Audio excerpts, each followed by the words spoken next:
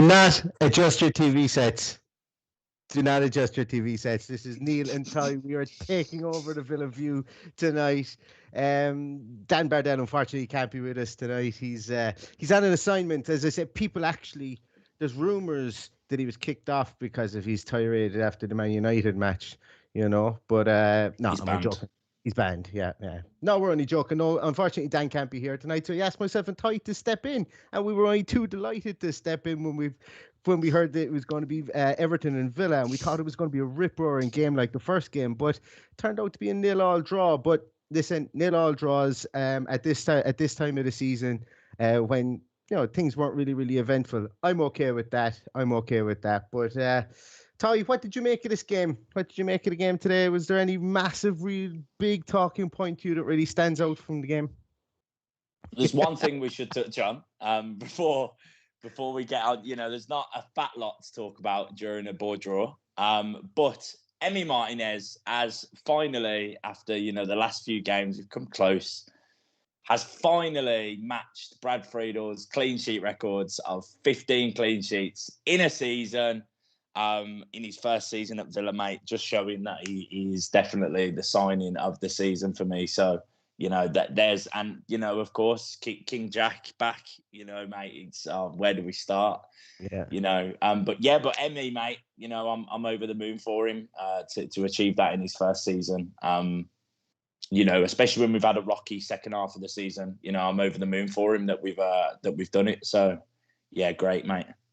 Yeah, I was kind of semi-tongue-in-cheek when I said that not a lot happened, because obviously with a 0-0 draw, Villa had probably, for my money, the better of the play in the first half. Everton came into it in the second half, but there was a couple of things that a lot of Aston Villa fans will be happy to see. And I think what we'll do is we'll bring it right back to the very start of the game, even pre the game as well. We saw Keinan Davis have his first start in God knows how long. I think they said it was something like, they say it was Liverpool 2019, in December 2019 or something like that, when he had his last start. But Keinan Davis started up front, probably just deserts for, some of the efforts he's put in recently. How did you feel Keinan did tonight? I don't think he did anything wrong, really, a fat lot, but he was just quiet. There wasn't a lot going on in the centre of the field. We were doing everything from the wings, so it was one of them. We haven't got 3 points out of it, but it's quite clear that without Ollie Watkins, we don't have a nailed-on goal scorer. Wesley's still, you could say, technically unproven. And Keenan's still finding his confidence, so it might be an area that we look at in the summer. I don't know. It all depends on if the coaching staff are happy with, having those two as a backup, but if we want to be pushing for Europa next season, we've got to up the expectations a little bit of the people who are pushing Ollie Watkins for a first team place. And I don't think either of them do push him for a first team place. If Ollie's available, he's playing. And, I think we need someone in every position who's pushing somebody to start every game. And I think that's how we get the best out of the players that we've got. So I don't think he did anything particularly wrong. But it was just quiet up top for him in the centre of the field for me, mate. I'll be honest. I think he kind of struggled against the three at the back that Everton played for. They kind of switched between 4 and 3 a lot today, and he did kind of struggle against that. But like most strikers will, especially when you're a big, strong striker and you're up there. And we played a lot of long balls to him, which should really play into his strengths, but it's just going to be difficult there when you've got 3 defenders hanging out of you for the whole lot of the game. I thought in open play he was quite good, couple of heavy touches, but these are the things you got to expect from Keinan Davis. It's not a criticism of him. Everybody's got strengths, everybody's got weaknesses, and if you don't kind of highlight people's strengths and weaknesses as well, you're kind of lying to yourself about one side of the player or the other. But he can be proud of what he did there tonight. He hassled, he never gave up. He got a full 90 minutes for the first time in a long time, and we wanted to see it, one of our own, on the field again tonight, and it's absolutely great to see one of the guys from the academy come through. It's like the potential for Aston Villa today to have at the start of the game, you could have said if they brought on Philogene Bides, Carney Chukwuemeka, Jacob Ramsey, Jack Grealish, Keinan Davis. That could have been 5 homegrown players on the field. These are good times for our youth team and good times for our academy structure. And Keinan sometimes gets lost in the wash when you talk about people that we've brought through the academy, albeit that he was only there for a short period of time. But fair play to him today. As I say, it would have been lovely to see him get a goal. Didn't really get too many chances to get a goal, but he'll build upon that. He absolutely will. And you mentioned as well, obviously, Jack Grealish. Do you know, I've just realised, Neil, sorry to interrupt. It says that I'm Dan Bardell on the screen. You are Dan Bardell. You're Dan Bardell in my eyes now, anyway. So, but Jack Grealish made his long triumphant return today. Obviously came on in the second half. We were teased quite a bit during that second half. Sky played the only time I will say Sky played a blinder in this was when they cut the exact moment with I'm raging that they did that. For us to see the Liverpool players walk out, I was absolutely fuming. I thought it had gone down. I was like, hang on, what's going on here? And then they've split screened. What? Fair enough if the ball's gone out of play or something called, and they put this stupid animation in of the screen closing, and then it's like, who cares? The Liverpool players are walking out, and literally I'm like, what are you doing? Like, what are you doing? It was, that was a bit much, no, I thought, because a lot of the commentary and a lot of the pre-match preamble and stuff like that was predicated with Manchester United versus Liverpool. A small bit disrespectful, I think, really, considering that, Everton, Aston Villa, we aren't exactly mugs in the game of football either. It's the oldest, it's the oldest game in the top flight, most played game in the top flight. I think it was like the 204th or 205th. I've seen a stat this morning. I can't remember what it was. Of how many times we played each other. It's a historic fixture. Historic fixture, and like you'd say something if it was United and Liverpool that were playing at top of it, like a clash to, I don't know, win the league or something like that. But it's just United and Liverpool, the same as every other year. And I know there was the bits and pieces of the game being refixed from what happened previously. But look, as I say, we can only watch what they put up on the screen, unfortunately. But I just thought that was a small bit too much. But prior to that, they did cut to Dean Smith in the stands talking to Jack Grealish, and I thought I thought they played a blinder with that, because every Aston Villa fan, we were waiting for Jack Grealish to come on tonight. He was named in the start on the bench, and then when you see that, you begin to kind of, I sat up a small bit straighter in my chair, and I kind of went, yeah, he's finally going to get back on the field, and he did get back on the field tonight, and we got to see a small bit of what we missed in his little cameo. Ty, was there anything that really kind of that really kind of stood out for you with Jack Grealish? I mean, any time he had the ball, there was 3 or 4 players around him, and I think they were, they had prepared that for when he was coming on. The pass he did to Al Ghazi when he was on the edge of the box, was a touch heavy, but when you've been out for 12 games, it's going to be expected. But, there wasn't a lot going on in the last 20 minutes of the game down our end anyway. So, yeah, but it was just, more so it's just refreshing to see him back on the pitch. He needs minutes. I don't know if we'll see 90 minutes from him on the weekend. But it's good that he's got minutes. So I'm sure the physios will be having a look at how it felt for him in the 20 minutes, in a real environment of high intensity in the Premier League and see how he felt. So I wouldn't be surprised. To be fair, I wouldn't be surprised if he got 90 minutes or restarted. But I also wouldn't be surprised if he come off the bench again, just as a safety precaution, because I'm sure he's keen to get to the Euros as well. But yeah, it's just refreshing to see him back, mate. That's the highlight of the game for me. We've took 4 points from Everton this season. We did beat Everton, didn't we, in the first leg? We did. Yeah, of course. We took 4 points from them this season, and it's Everton I think they've got the 4th best away record in the Prem this season, and having no fans, has probably contributed to that. There's been some shock fixtures here and there. But yeah, just having him back, just seeing him on a lineup, an hour before kickoff on Twitter, it's just it's refreshing to see the comments, and it isn't a meltdown. It's been a meltdown for a while, so I was over the moon to see him back there, bud. Yeah, it's. I will say I was terrified. He was only on a matter of 2 or 3 minutes, and he gets a kick in the shin, and he goes down. And I was like, "Oh no!" Just our luck to break him just as we got him back again. But he got up and he continued on. He got a few kicks. He got a few hefty challenges. But one thing I must say about Jack Grealish is like he never skips the work when he's out injured. It's the exact same when he was in the championship and when he got injured in the championship, he came back. You could visibly see his legs were stronger. I don't know whether I'm just so biased towards Aston Villa, but I thought I thought he looked stronger. I thought his legs, his calf muscles looked way stronger tonight as well.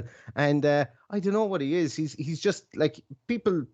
A lot of other fans just talk a lot of nonsense about Jack Grealish, but it just shows the dedication he must put in the gym when he's out, because Yeah. he looked like he looked like a specimen out there tonight. Yeah, he's seen that on his Instagram story, Neil. He's he's done a lot of work on the bike. He's been posting a lot of Instagram stories when he's been on the bike, and Jack does that in the summer as well. We all know Jack likes to go abroad in the summer, and enjoy his break, but he puts in the work while he's away as well, So he definitely looked the part as he usually does. He looked fit, he looked strong, But there's always just that worry and niggle in the back of your head of, is he going to get injured from this tackle when someone's just come from 12 games out? Is he going to get crunched? And when you see him come on with them little shin pads, one of my friend who I live with, someone who plays in his team with him, he cuts insoles in half and uses them as shin, so it looks like he's got shin pads on. Yeah, he uses insoles of trainers, cuts them in half, and puts it so it looks like a shin pad. And to be fair, I thought we'd see him in some big shin pads today. It wouldn't surprise me if they'd cased his legs in metal, if I was honest, like to come with an Iron Man bottom half, But yeah, I mean, you're going to have that, aren't you? Is it going to be a moment of magic or a moment of, someone crunches him, because he gets crunched a lot, but, he embraces that, and he's openly said he embraces getting fouled, and, he strives off the grief that he gets on the pitch. So, I think we'll see a little bit more magic before the end of the season, mate. A few games left now. We're safe and we're nearly at the end. Yeah, the commentators did have a stat that what's he missed 10 games, 11 games, 12 games already, 12 games this season. So. He's still the most fouled player in the Premier League. Crazy. I think he's still third in key chances created in a game as well. When you consider that he's been out for a third of the season, that's a crazy statistic. I know De Bruyne hasn't had a season like De Bruyne does. He's had better years other than this one, De Bruyne. But yeah, to be sitting high up among those stats, mate, it just goes to show what a unique talent he is. Mm-hmm. And as you said, as we were saying there, he's posted a lot of stuff on Instagram with Ollie Stevenson. Now, Ollie Stevenson, I did praise you for getting Jack in great shape. But if you're watching this, if you want a real challenge, I've put on a fair bit of timber over the COVID break. I've definitely put on a stone to a stone and a half. If you really, really, really want to up your portfolio, if you can get me to lose a stone and a half, we'll film it. We'll make a big series out of it. That would be your greatest feat as a man. If he says no, Neil, tell me, because I've lost 2.5 stone since February. So, but I put on from November till January, mate. I put on some pork. You wouldn't really be able to tell on camera, but if you see me in real life, mate, I've lost the belly completely. So, yeah, mate. If Ollie doesn't slide in your DMs, you can slide in mine, mate. All right. Oh, that's lovely. That's lovely, Ty. That'll be pulling his hair out. I know. What are they talking about fitness? Why something to love in? What's going on here? Anyway, moving swiftly along. Maybe somebody who I thought maybe did look like he was maybe feeling last couple of games in his legs today. And tell me if I'm a small bit harsh on this. Was Ross Barkley? I thought that Today he looked a small bit, I'm not going to call him immobile, but he just wasn't all over the place like he was in the first game against Everton. I thought he played an awful lot better, but today he was a small bit off the pace. Considering he can't play against Chelsea, this is potentially the last time we're going to see him in Villa Park, Ty. Where do Villa go from here with Ross Barkley? I personally think that there's probably something in the contract that says he needs to play X percent or X amount of games. I might get slandered for this, but I don't think he's been that bad the last couple of games. But today, I felt like that we seen, the poor Ross Barkley again today, and that light jogging, the not pressuring your man, not pressuring the ball. And when he had the ball, nothing seemed to go right for him. I started seeing just before we went live was I think he's had more offsides than successful tackles this season, and take from that what you will. Nothing went right for him in that game, but when he's walking, he's light jogging around and, doesn't really seem bothered. And then in the first half, you got McGinn giving it the legs of McGinn that we're absolutely used to, and he was back to his, he was giving it loads in the first half. He was going in for everything and chasing the ball. And you'd think the players you've got around you, when they're doing that would, inspire your performance to mirror theirs. You see them putting in that work rate and you think that's a work rate you'd get from everyone around you. And it just wasn't the case. And when he had his ball, things weren't going right. And then, I mean, we might start him. I don't see the harm now. If we were pushing for Europa, and we were looking for a moment of magic that we know is in there, I think we might have started him. But I'd probably give Jacob Ramsey and a couple of the younger boys a run now, especially that we can't push for Europa. What have we got to lose? I expect we'll see them on the bench a lot more next season as well. So, just give them that experience, especially before the fans are back as well. They've probably never played in front of a big crowd before, so, next year they're probably going to be integrated into that massively, so integrate them into the Premier League slowly. And then, it's less pressure when it comes into next season with the fans as well, but I've gone on a bit of a tangent there, Neil. I try and not be negative in a way that's, hostile or, aggressive, but criticism where criticism's due. I think he had a bad game. And that's okay. I think it's okay. Like, it's okay to say a kind of impartially somebody had a bad game. It's only when you go over and people kind of make it personal, maybe people, continuously just, stick at it. Saying someone has a bad game, someone would put their hands up and say, yeah, look, I wasn't great. I tried to do this, just didn't come off. Look, it was one of those days. And that's usually where the argument for whether somebody had a bad game or not should end. But a lot of people continually go at players, and they can never do anything right. And look, I'm not going to sit here and pontificate to anybody because it's not really my platform to do that. But I agree with you that Ross Barkley did have a poor game tonight. And when Jacob Ramsey came on, I kind of liked what he did. And I was going to bring that was going to be my next talking point, is that he gets about the field. Yeah, he's not bossing games, but you shouldn't really expect, and I don't expect a 19-year-old kid to boss games, when he comes into a team like that. Maybe if we had Ollie Watkins up front and Jack Grealish was there and he came in, he could have a small bit more freedom.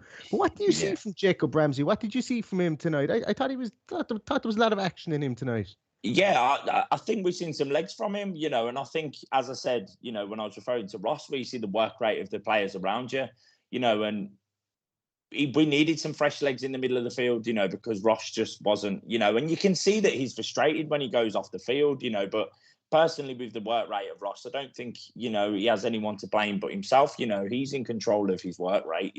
If you have a bad game, you have a bad game. But Jacob Ramsey, come on, he was up for it, mate. He was up for it. He was up for the, he was up for the challenge. And, centre of the field isn't an easy position to play, especially, the intensity of the Premier League for a young player. But yeah, I don't think Ramsey did anything wrong when he came on, mate. I think it was just a right substitute at the right time. It was a shame that we had to take Matty Cash off. Making a sub before half time is probably not in Dean Smith's plans ever. Not usually before the 70th minute, really. No. I think we probably would have seen a bit of Wesley if Matty Cash hadn't gone off. I think he would have replaced. I think it's important that he got some minutes as well. So that was probably frustrating for the coaching staff that they probably had a plan. They probably didn't plan for Keinan to play 90 minutes. But as you said earlier, mate, it's nice to see him playing 90 minutes. So. Mm-hmm. Yeah, and you alluded to Matty Cash going off there.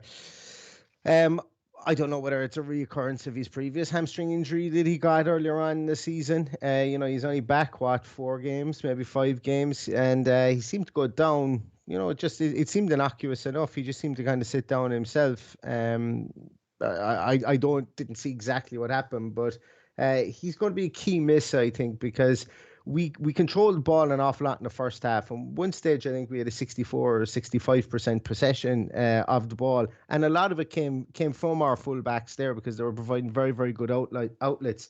But when Matty Cash went off, Elmohamady came on. Now, I'm struggling. I can't think of anything that Elmohamady has done that's been poor this year. I think he's been a very, very able deputy, and he came on and he kind of showed it again tonight.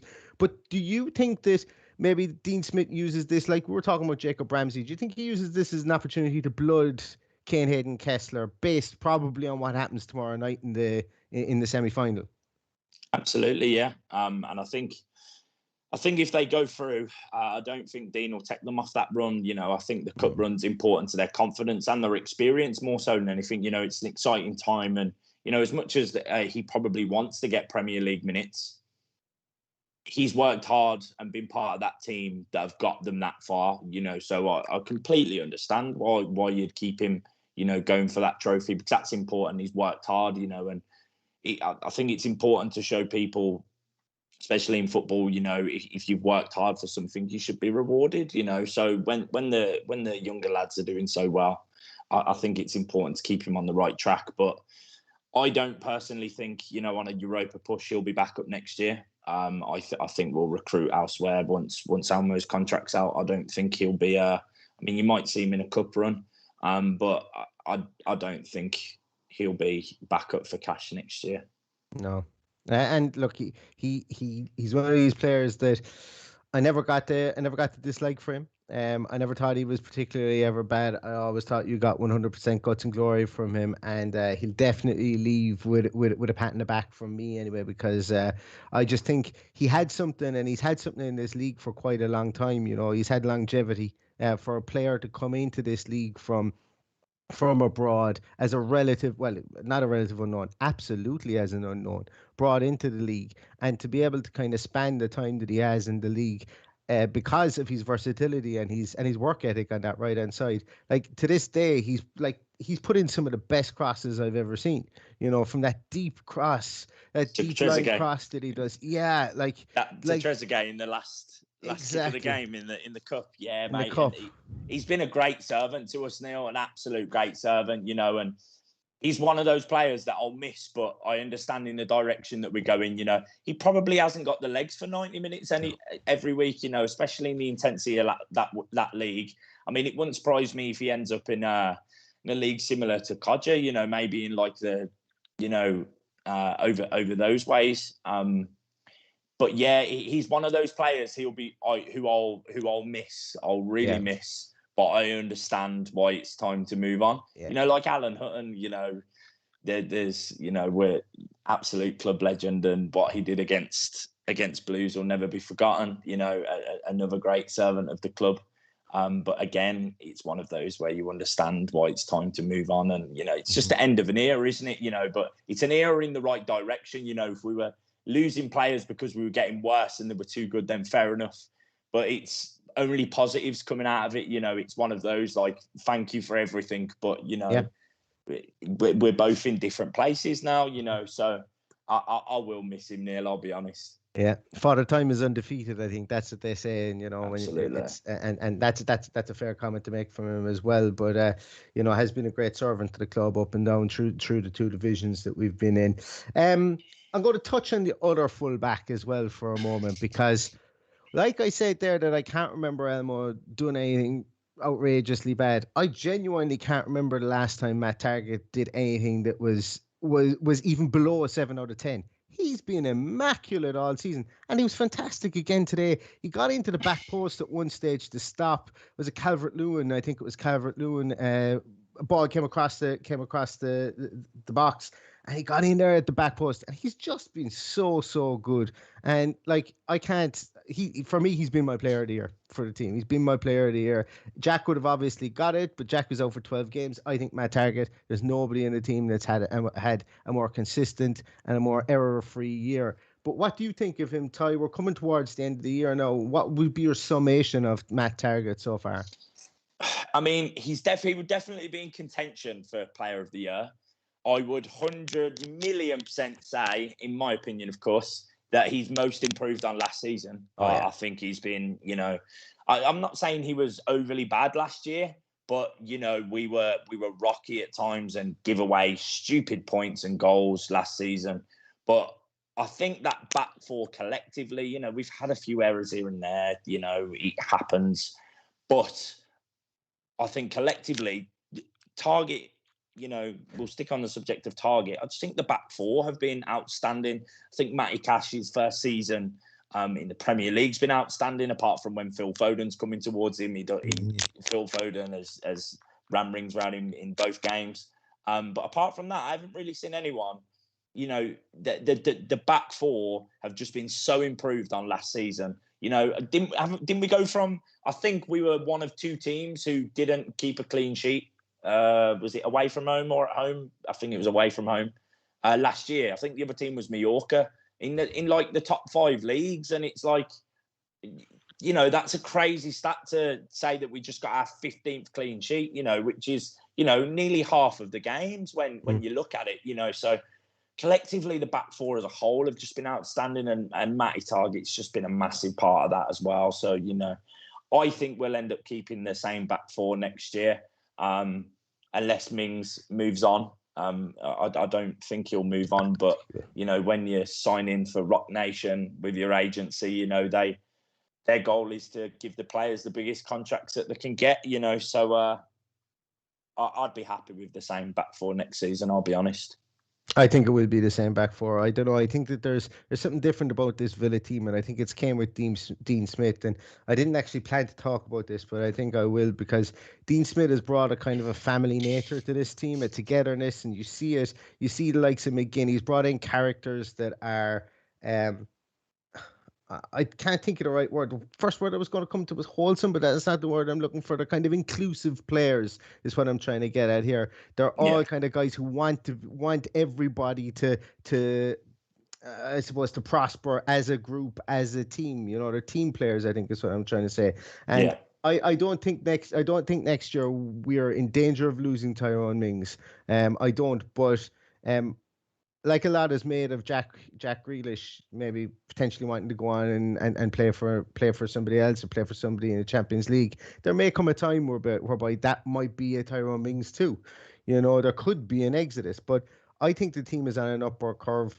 I think we've got 3 games left. We've got Palace, who I would fancy us to beat Palace at the weekend. We've got a Spurs team who are kind of treading water with Ryan Mason. And then we've got Chelsea, who will have one eye on the Champions League. So, who's to say if we don't pick up 9 points to finish the season? And if we do, everybody's going to finish on a high. We're going to be able to attract these players. Dean Smith said during the week that, the transfer business, that they didn't do a lot in January because they were focusing on the summer transfer window. Yeah. He said some of the names are going to be eye-watering. And as I've said before, I love a good transfer window. So, you and me both, mate. I've heard 100%. A couple of names that when somebody says them to you, you're kind of going, yeah, right. He's not for Aston Villa. But then when Dean Smith says something like that, I'm going, maybe he was right. Maybe this person who says they know that person at the club is right. So it's going to be an interesting time. But on the Tyrone Mings thing, I think this team stays in situ for the best part of next year anyway, and we give it another crack, because I think they can all feel that we're going in the right direction, and that's down to Dean Smith and the culture that he's built at the club as well.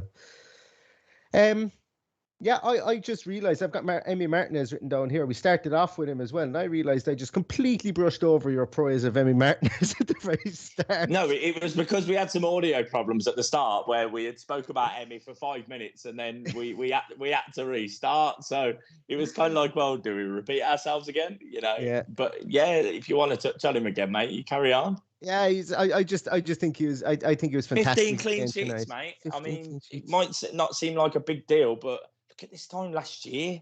I mean, come on, Who says he doesn't break it at the weekend as well against Palace? Oh, mate, imagine. Yeah. I was just saying as well beforehand that, you know, while we went down, people wanted us, and nobody was against spending Emi Martinez as the player. But I think what a lot of people were thinking was, do we really need to Aston Villa in this position need to be spending 18-20 million on a goalkeeper? And look, the brain trust has been proven 100% right. He's come in. And that's why we believe in Dean, right? That's why we believe in everybody from the top down at the club, because I think we're being run correctly. I think we've got a good structure in place. And look, Emi Martinez again is somebody else that that you can hang your hat on from that point of view. And Sky mentioned it once or twice. They definitely mentioned it once about Villa's poor recruitment. But when you look at our recruitment policy, we had Mings, Konsa, Cash, Targett. That's a really. When I heard that really annoyed me, Neil. Like, it genuinely really, really annoyed me. And it's because he obviously... Was it Jamie Redknapp that said it? It was, wasn't it? I think it he was, obviously hasn't done his research and seen the state of the club when we came up. Like, he obviously doesn't realise you're not going to rebuild a squad with 130 million. I think we would only have had 9 players left. You're not going to rebuild a squad for 130 million and not going to have a relegation battle. And if you do, it's going to be it's. I think the conversion rate of when teams go up and when they come back down the season after in their first season back is 57%. That's over a 1 in 2 chance of you going straight back down. Your yo-yo clubs like Norwich, West Brom, the clubs that are up and down frequently. I feel it's just one of those things where I don't think Jamie Redknapp's done his research before the game and he's gone, oh yeah, how much did they spend? Oh yeah, stayed up on the last game of the season. Oh yeah, that's it, the end. And I'm just like, that isn't fair on Dean Smith to say, oh yeah, they had a poor season recruitment wise, because I don't think the problem was Dean Smith. It was we had to replace a squad with 130 million quid. What do you want us to do? I think I'm gonna come to from both sides here. I'm gonna both sides this because I think that was fair to say on the last day of last season that, you know what, maybe the recruitment policy, maybe there's questions over it. I think those players have answered the question though this year. So I think that talking point is kind of over from a punditry point of view. I don't think it is a talking point anymore, because when you look at it, we're only really Barker Baston, who was brought in just to be a body to forgot about him. Danny Drinkwater was poor. Okay, we can all admit that. Samatta just couldn't hit the ground running. He got 1 or 2 goals, but once again, we left ourselves short at striker. And when Wesley went down, we had to bring somebody in January, and we only got 6 months out of him. After that, I'm struggling to see any complete and utter duds, because yes, Bjorn Engels hasn't got a lot of game time. Yes, Courtney House hasn't got awful lot of game time. I absolutely love Courtney House. I think he's great. Yeah. But Engels just can't they can't play their way into a team. If anything, we've strengthened correctly in the squad in those 2 positions, because I'm not I wouldn't be too disheartened if they had to stand in for 1 or 2 games, because they've shown what they can do. So yes, I think that's the talking point of the transfer windows previous was probably a correct one.